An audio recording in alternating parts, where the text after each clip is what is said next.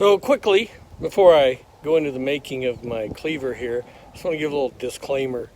I do not claim to be, and definitely am not, a blacksmith or a bladesmith.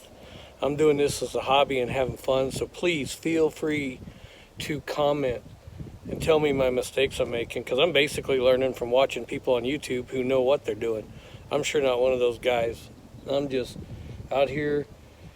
Good way to relieve stress instead of sitting on the couch. I'm trying to do something and make a project out of it. So anyway, so make sure everybody understands my feelings are not hurt if you can tell me something constructive, how to get better with what I'm doing, because that's the only way I'm going to learn. So I do most of my stuff as economical as possible with Harbor Freight and products from Amazon, etc., because I'm not in the means to have some huge shop. I'm just taking up a wall in the garage to do this, which I'm sure my wife loves.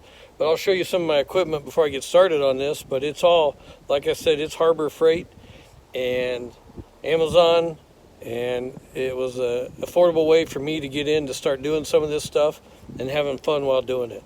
So stick around. So some of the things you can see that I use the Harbor Freight is a 1x30" little belt sander. Then I have the 4x36, I believe it is, belt sander with a 6" disc on the side.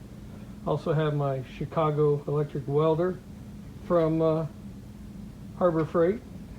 And I have a little sander here from Harbor Freight. And also got this little angle grinder from Harbor Freight. And then my forge is a Mr. Volcano. My son got me as a gift, I believe off Amazon. I'm not sure, but I think it was. But anyway, I'm doing this stuff on the cheap, just to have a fun hobby.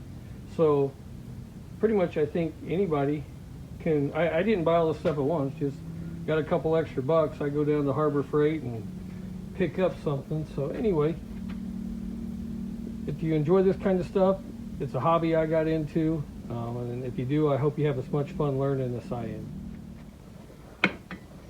I was out hiking yesterday, and I came across this piece of metal, and thought, well, let's pick it up and take it back. Looks like we could do something with it, because, you know me, I don't know what I'm doing on any of this stuff yet.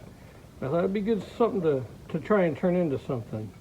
So, we're going to take this, and I'm going to try and straighten it out and then see if I can do anything with it. That'll be the test.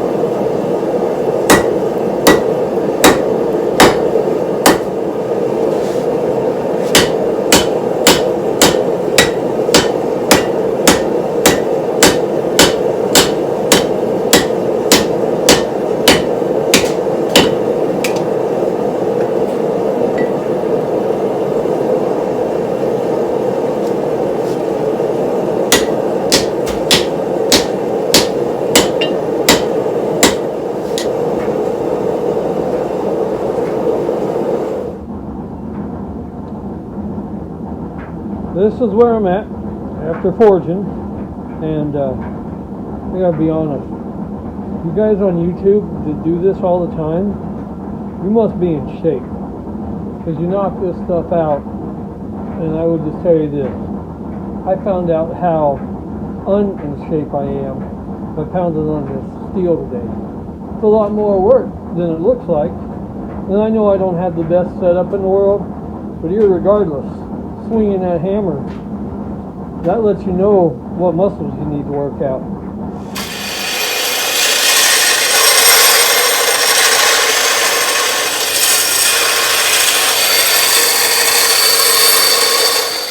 Well, got it shaped To where I'm happy with it now.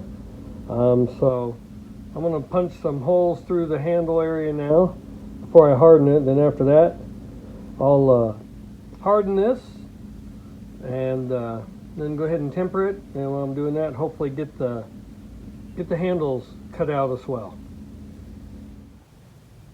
All right, so I have finished punching the holes through drilling the holes, not punching, through the metal handle and the wood blanks that are going to be the handles. Got pins in there to make sure they're going to be lined up.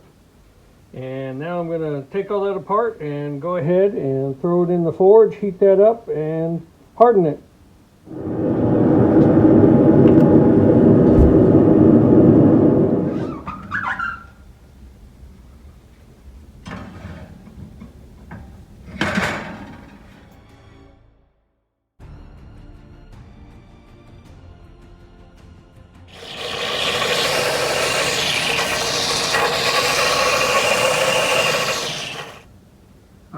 I'm done. So here it is. Made a kitchen cleaver. Also made a little stand for it out of some pine we had laying around. Put a little slot in it to hold it. So this has been a fun project for me. First time I've really done anything like this. Then I learned lessons like 1, level my anvil stand. 2, mount my anvil to the anvil stand. Probably shouldn't wear Crocs while forging, and also pretty confident I should put on eye protection that's better than none at all, or the little bit I did have. Anyway, so I've got this done.